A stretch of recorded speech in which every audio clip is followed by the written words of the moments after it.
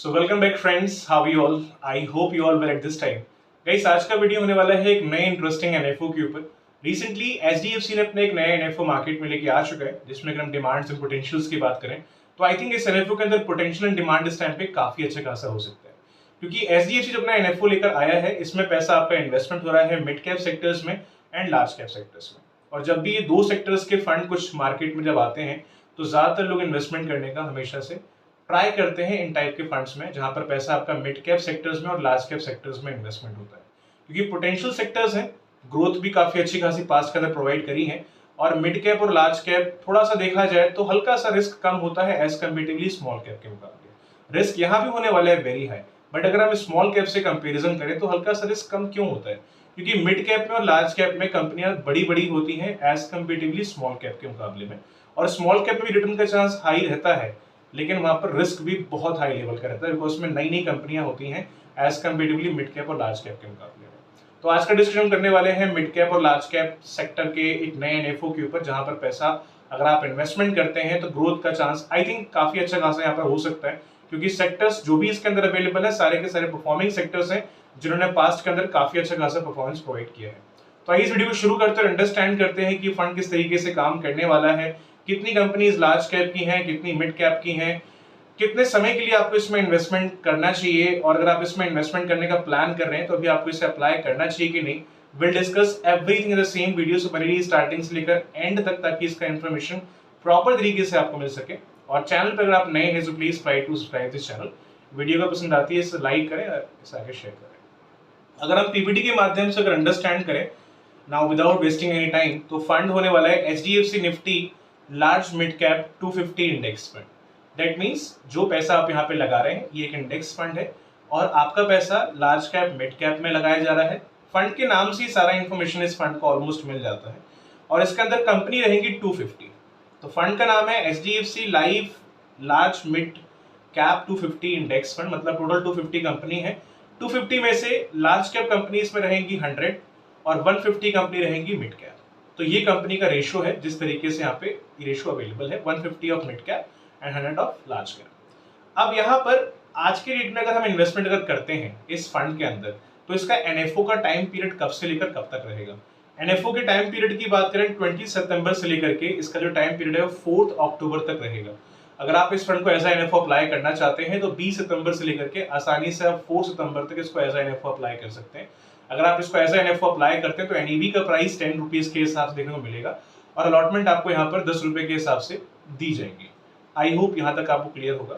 Allotment date रखा गया है 11 अक्टूबर का। अगर मान लो आपने इसे अप्लाई किया है 20 तारीख से लेकर 4 तारीख तक, तो कंफर्मेशन आपको इमीडिएटली नहीं आएगा अलॉटमेंट का, कंफर्मेशन आपको मिलेगा 11 अक्टूबर को। अब बात करते हैं मिड कैप की और थोड़ी सी लार्ज कैप की। काफी लोग जो ऑलरेडी इन्वेस्टमेंट कर रहे हैं उनको नॉलेज होगा, बट जो नए हैं इस टाइम पे मार्केट में पहली बार इन्वेस्टमेंट करने जा रहे हैं, उनके लिए अगर मैं बता दूं, इस टाइम पे मल्टीपल ऐसे मार्केट के अंदर फंड्स अवेलेबल हैं, खासकर अगर हम मिड कैप की बात करें, क्योंकि लार्ज कैप सेक्टर ना ऑलरेडी बहुत ऊपर पहुंच गया है। जो पोटेंशियल उसके अंदर 5 साल 6 साल 10 साल पहले था, पोटेंशियल आज भी है, लेकिन शायद उतना पोटेंशियल आज की डेट में लार्ज कैप सेक्टर्स में नहीं है।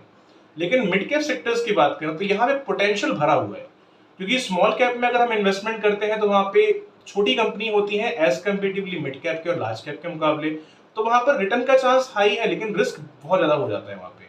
लेकिन मिड कैप ही वो सेक्टर है जहां पर ग्रोथ भी आज के डेट में बढ़िया है, और कंपनीज अगर देखी जाए कि इसमें कितनी पुरानी कंपनीज है, तो कंपनी के ऑप्शन भी यहाँ पर काफी अच्छे खासे अवेलेबल है। एक इन्वेस्टर जब भी पैसा लगाता है तो क्या देखता है? कंपनीज चेक करता है कि कंपनी किस किस टाइप के अवेलेबल है, क्या इनके फंडामेंटल्स है।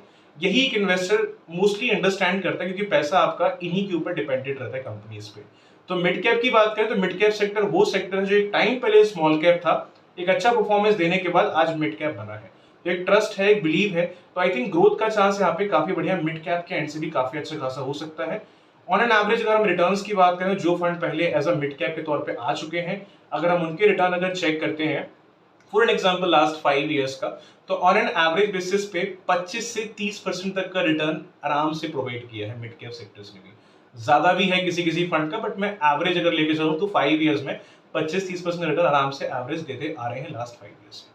तो यहाँ पर पैसा लग रहा है mid cap large cap sectors के अंदर, तो ग्रोथ का आई थिंक चांस पोटेंशियल बहुत बढ़िया रह सकता है यहाँ पे। अगर आप कुछ लॉन्ग टर्म के हिसाब से प्लानिंग कर रहे हैं इन्वेस्टमेंट का, तो आई थिंक लॉन्ग टर्म के हिसाब से काफी अच्छा खासा आप यहाँ पे रिटर्न एक्सपेक्ट कर सकते हैं। रिस्क की बात करें, यहाँ पे रिस्क रहेगा वेरी हाई। तो इन्वेस्टमेंट करने के पहले सबसे पहले आप इतना अंडरस्टैंड करना है कि जो फंड आप परचेज करने जा रहे हैं, जितना यहाँ पे रिस्क अवेलेबल उतना आप रिस्क ले सकते हैं कि नहीं ले सकते हैं। सारे टर्म्स एंड कंडीशन समझने के बाद में ही अपना इसमें डिसीजन आगे लीजिएगा। क्लियर है? एक्सपेंस रेशियो की बात करें तो फिलहाल कंपनी ने कोई एग्जैक्टली डिक्लेरेशन अभी नहीं दिया है इसमें कितना एक्सपेंस रेशियो रहेगा, क्योंकि अभी ये एज एनएफओ के तौर पे अवेलेबल है और मल्टीपल जब फंड्स एज एनएफओ आते हैं तो कंपनी एग्जैक्टली डिक्लेरेशन उस टाइम पे नहीं देती है। जो भी रहेगा इसका कंफर्मेशन आपको एज सुन एज पॉसिबल इस फंड का मिल जाएगा। एग्जिट लोड रहेगा यहाँ पे नील। मुझे ये थोड़ा सा प्लस पॉइंट यहाँ पे लगा है। मान लो आपने पैसा अगर आज लगाया, अलॉटमेंट आपको मान लो मिल गया 11 तारीख को, अपना पैसा आपको मान लो 1 महीने बाद निकालना अलॉटमेंट के, 2 महीने बाद निकालना है, 15 दिन बाद निकालना अलॉटमेंट की, you can withdraw your money any point of time after allotment. अगर आप विड्रॉ करते हैं तो इसमें एग्जिट लोड नील रहेगा, मतलब आपको एग्जिट लोड देने की जरूरत नहीं है। मल्टीपल फंड होते हैं जहां पर एग्जिट लोड रहता है, बट यहाँ प्लस पॉइंट ये है कि एग्जिट लोड यहाँ पर नहीं रहेगा। दूसरी चीज, अगर हम इसमें इन्वेस्टमेंट अमाउंट की बात करें, बहुत ही छोटा सा इन्वेस्टमेंट अमाउंट रहेगा। अगर आप इसको एज ए लमसम के फॉर्म में या एज ए एसआईपी के फॉर्म में अगर शुरू करना चाहें तो मिनिमम 100 रुपीज दे करके आप इस फंड को शुरू कर सकते हैं। चॉइस आपके कि आपको लमसम में करना है कि ऐसा एसआईपी के फॉर्म में करना है। आई होप यहाँ तक आपको क्लियर होगा। चलिए अब डिस्कशन करते हैं टैक्सेस को लेकर के। टैक्सेस के ऊपर मैंने ऑलरेडी एक वीडियो बना रखी है, मैं उसका लिंक डिस्क्रिप्शन में आपको डाल दूंगा। एक बार आप एलटीसीजी एसटीजी किस तरीके से काम करते हैं एक बार आप वीडियो के ऊपर अंडरस्टैंड कर लेना, क्योंकि अगर आप कभी भी अगर इन्वेस्टमेंट करते हैं किसी म्यूचुअल फंड के अंदर तो आपको एलटीसीजी एसटीसी के बारे में इन्फॉर्मेशन होना चाहिए। अभी कुछ नए चेंजेस हुए हैं इस बजट के अंदर जो भी रिसेंटली आया था, तो उसका इन्फॉर्मेशन आपको प्रॉपर तरीके से होना चाहिए। तो एक बार प्लीज वीडियो को चेकआउट करना, कुछ अगर डाउट है क्वेश्चन आप रेज कर सकते हैं। Last but not the least, apply और नॉट। अगर आप इस फंड में अप्लाई करने का भी फैसला करें कि मुझे इस फंड में जाना चाहिए, और काफी लोगों में डाउट ये भी होता है कि मुझे इस फंड में नहीं जाना चाहिए। मल्टीपल क्वेश्चन होते हैं कि अगर मैं इसमें इन्वेस्टमेंट करूंगा तो इसमें रिस्क कितना रहेगा, कितने टाइम के लिए इन्वेस्ट करना चाहिए, कहीं पैसा डूब तो नहीं जाएगा, कहीं पैसा मेरा नेगेटिव तो नहीं आएगा। नए लोगों के मन में खास करके क्वेश्चन आते हैं, जो नेगेटिव चीजें होती हैं वो ज्यादा आती हैं। ये ह्यूमन नेचर है। अगर मुझे नॉलेज की अगर चीज की अगर नहीं है तो मेरे मन में नेगेटिव चीजें ज्यादा आएंगी एज कम्पेटिवली पॉजिटिव के मुकाबले। देखिए, अगर आप इस फंड में इन्वेस्टमेंट कर रहे हैं as a first time, second time या थर्ड टाइम, मतलब इस फंड में नहीं, सेकंड टाइम मतलब है कि अगर आपने पहले कोई और भी फंड अगर परचेज किए हैं, उसके अलावा अगर आप मान लो सेकंड ये फंड ले रहे हैं, थर्ड ये फंड ले रहे हैं, तो मेरा सजेशन आपसे ये है सबसे पहले कि अपना 15-20 मिनट टाइम निकाल करके एक छोटा सा अपना पोर्टफोलियो बनाइए। छोटा सा, उसमें अपना इनकम डालिए, एक्सपेंसेस डालिए, सेविंग डालिए, और लिक्विड अमाउंट आपको कितना रख के चलना चाहिए वो रखिए।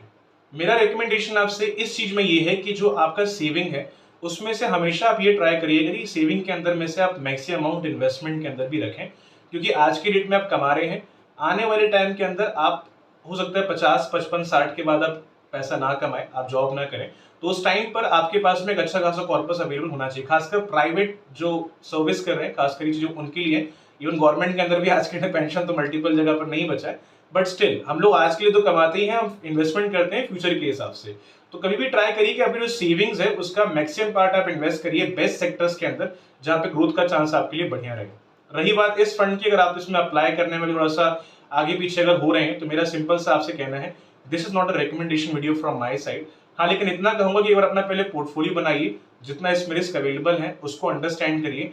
जहां तक मुझे लगता है अगर मैं इसमें अगर इन्वेस्टमेंट करने जाऊं तो जहां तक मुझे लगता है ये सेक्टर पोटेंशियल यहाँ पर हो सकता है, जो भी यहाँ पे ऑप्शंस है वहां पे ग्रोथ का चांस काफी बढ़िया दिख रहा है। इन सेक्टर्स ने पहले भी ग्रोथ काफी अच्छा खासा प्रोवाइड किया है, तो जहां तक मैं देखूं तो मेरे अकॉर्डिंग ये फंड मुझे काफी अच्छा लग रहा है। बट एक बार थोड़ा सा टाइम निकाल के अपने एक बार पोर्टफोलियो बनाइए छोटा सा, अंडरस्टैंड करिए कितना अमाउंट आप इसके लिए निकाल सकते हैं, इतना आप रिस्क ले सकते हैं कि नहीं।